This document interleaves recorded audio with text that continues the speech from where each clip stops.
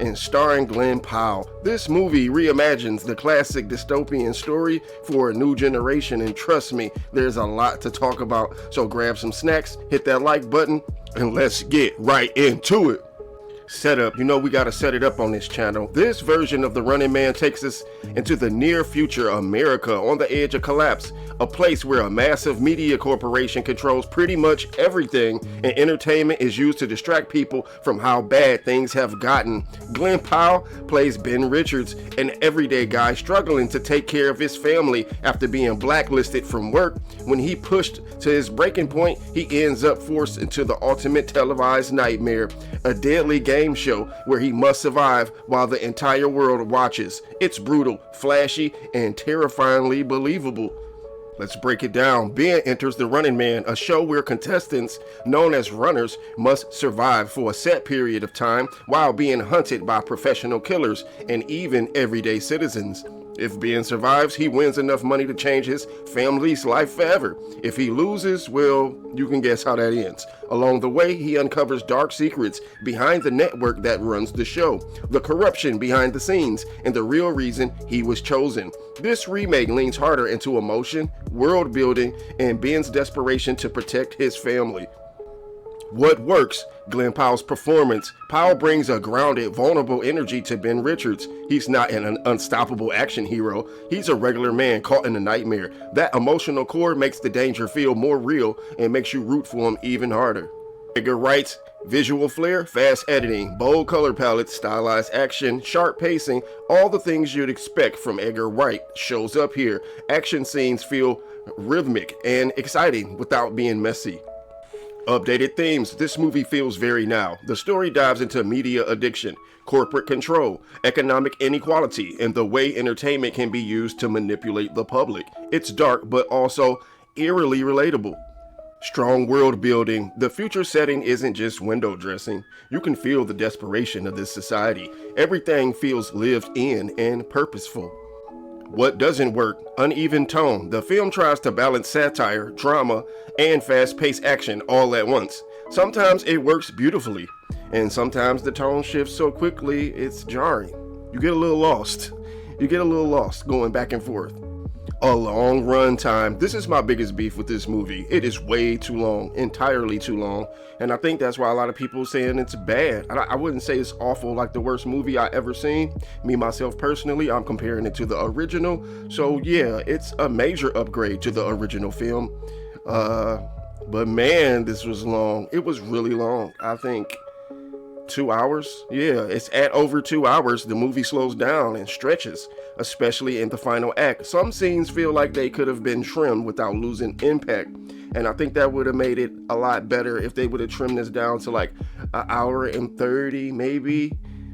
That's fair enough, including the credits. Like, give us an hour and 30, please. Supporting characters don't hit hard enough. Ben is well developed, but a few side characters feel underwritten. It's like they there, and since he's on the run, he's really just passing these people by or interacting with them for moments at a time.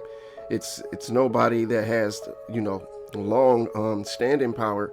Even the people that he entered the contest with, they're all separated. Not like in the original where they were all together trying to work with each other and survive together. They all went their separate ways and did their own thing. The hunters have a cool design and concepts, but some don't leave as strong as an impression as they could. Not as dark as it could be. This movie hints at deeper, more brutal commentary about society, but doesn't always follow through. Some viewers may want a sharper edge. Themes and analysis. At its core, The Running Man is about how far people will go when pushed by poverty, desperation, and systems designed to break them. It also explores how entertainment and media can numb people to suffering, turning real pain into content and real people into characters. This version leans into that emotional side and that message. How do you keep your humanity when your life is being sold as a spectacle? Ben's journey is really a fight, not just for survival, but for dignity, truth, and the ability to take back control of his life. Characters and performances. The standout is obviously Glenn Powell. He brought the heat, and I'll give him all the credit that's due. He really put everything in it, and it was great. It was great to see him turn on that heat. But the cast around him delivers solid energy. The villainous corporate figures feel eerily realistic. The hunters bring personality and flair, and the supporting cast adds tension and humor. But the film is very much a Ben's Richards story, flat out. And it's his emotional arc that drives everything, because you know what he's going through and you feeling his pain, straight up. Final verdict: should you watch The Running Man, the remake? If you love stylized sci-fi action with strong directing, absolutely. It's intense, visually exciting, and grounded with real emotional weight. If you want a deep, gritty drama, this version is good, but might not go as far as you expected. And to be honest, I see a lot of people trashing this movie, and I get it. But I didn't go in here expecting to be amazed. I went in here to see if it was just a better version of the original, and it is. The original can get a little goofy at times, a little silly. It's not too serious, the original. It's kind of over the top at times, but it does have its moments. And I think the story of the original is what they expanded on in the remake.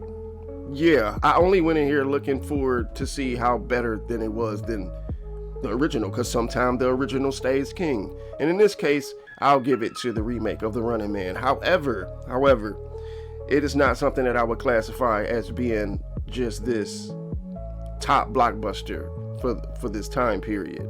It's really not. It's entirely too long. And some moments in the movie, you want them to get straight to the point. You want them to get straight to it. Is he gonna make it or is he not? Is his friends gonna make it who joined the contest with him? Where's his family? Is his family still alive? Was unnecessary. And I feel like if they trimmed it down to, like I said, 1 hour and 30, then it would have been a lot better. Would have been good. Like, you just gotta go see this? No. You can wait for this on streaming. I wouldn't go to the theaters to see this. Maybe a matinee, maybe through the afternoon, you get half off on the tickets or whatever. But to go and be like, yo, I just gotta go see The Running Man, absolutely not. And it's not one of those movies to where you just dying for it to come to streaming so you could see it. Absolutely not. You can wait it out, and when you get bored enough and say, okay, let me check out The Running Man and see what this is about. This is that type of movie, and you might catch a quick nap or two and might have to restart it and say, I gotta finish The Running Man because I couldn't, because it was entirely too long and I didn't know what was going on. I didn't like, what's going on. I'm very harsh when it comes to rating movies, and it is what it is. It's either good or it's not. But overall, I give it a solid 2.0 out of 5. A fun, bold remake with lots of style and plenty to talk about, but I'm pretty sure this didn't do well at the box office. I usually have my box office numbers ready, so hold on. Let's get into the box office of it. So the cost to make The Running Man, production making the movie, was $110 million. That's right, you heard me, $110 million. So they went all out for this, and that's probably why it's so long. They was just spending money for no reason. The sad part about this is worldwide, its opening weekend only made $49 million.